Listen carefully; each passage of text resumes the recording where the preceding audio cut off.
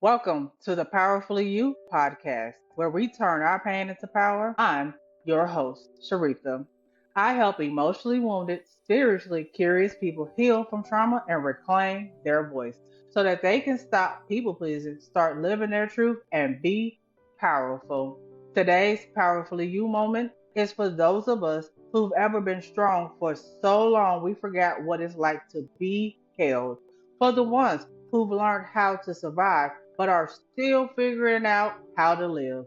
This episode is about what it costs to be the savior in a story you never asked to be part of. Say that again.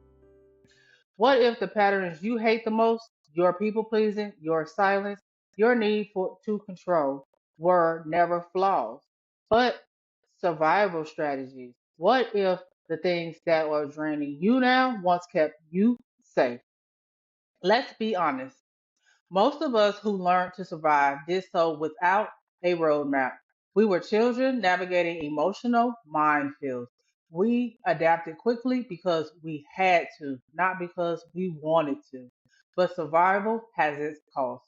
It teaches us to be hyper aware of others' emotions, to read the room before you read yourself, to earn love by being useful, to hide your fear behind strength, your needs behind nurturing, and your pain behind performance. That's not personality, it's protection. And the tragedy, people praise you for it. You're so strong, they say. But what they really praising is your trauma response. In this society, we reward resilience without asking why someone had to be so resilient in the first place. I remember when I was at work one time, my boss told me, "You're so resilient."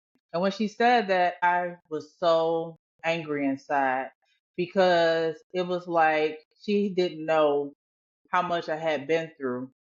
And it hurt because the only reason why I was resilient is because I felt like I had no other choice but to be resilient. Even though I knew that she meant it in a positive way, at the moment it didn't feel like that at all. We normalize dysfunction by romanticizing strength. We don't talk about the emotional debt that comes from always being the one who holds it together. We applaud selflessness even when it's self-erasure. And I erase myself for everybody, especially for black women, especially for those raised in silence, secrecy, or scarcity. Excuse my dog. We're expected to give endlessly, love unconditionally, and endure silently. And if you dare to say, "I'm tired," the world gaslights you with gratitude. But look how far you have come. Look how hard you've worked. I was 5, riding in the car with my mom. I knew we weren't going to see family. I could feel it in my bones. We were headed to the projects, and she was going to get drugs. I cried, begged her not to go, not because I understood addiction, but because I understood abandonment. She gave me $100 to quiet me, a bribe, a bandage. Later, she asked for it back. She said she needed it and would return it. She never did. When I asked, she acted like I was the one betraying her. That was the day I learned what betrayal wrapped in love feels like. That love could come with confusion, manipulation, guilt. And from then on, I played the good daughter, the quiet one, the one who didn't make waves, because I thought if I could just love her enough, I could save her. But instead, I started disappearing. What if she wasn't trying to manipulate me? What if she was drowning?